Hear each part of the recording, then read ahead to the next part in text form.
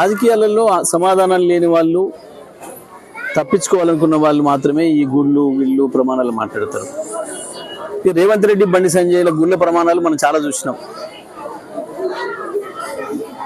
డేట్లు తారీఖులు పెట్టిండు, అన్ని పెట్టిండు, దస్తావేజులు ఇచ్చిండ్రు, అన్ని చేసిండ్రు, దేవుళ్ళ మీద ప్రమాణాలు చేసి చివరికి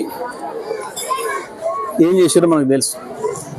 అస్సలు దేవుళ్ళ మీద విశ్వాసం లేని వాళ్ళు ఎవరు ఉన్నారంటే వాళ్ళే. ఈ దేవుళ్ళ గురించి ఎక్కువ మాట్లాడేటోళ్ళే దేవుళ్ళ మీద విశ్వాసం లేని వాళ్ళు. వీళ్ళు ఉంటే అట్లా మాట్లాడారు. వాస్తవానికి వస్తాడా బండి సంజయ్, పొమ్మని ఏ గుడికి పోయి పిల్లలు తీసుకొని పోయి, ఆయనకు మా పిల్లలు ఎంతమంది ఉన్నారో వాళ్ళు మనవలు మనవరాలు ఉన్నారో తీసుకొని పోయి ప్రమాణం చేయమని కేటీఆర్ చేయించిండు అని చెప్పి,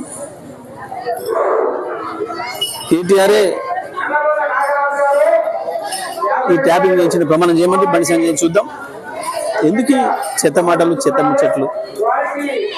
ఏదైనా ఉంటే బాధ్యత అయితే ఉండాలి, బాధ్యత మాటలు ఉండాలి తప్ప ఈ చిల్లర మాటలు, బూతు మాటలతోని ప్రజల కడుపులు నిండవు.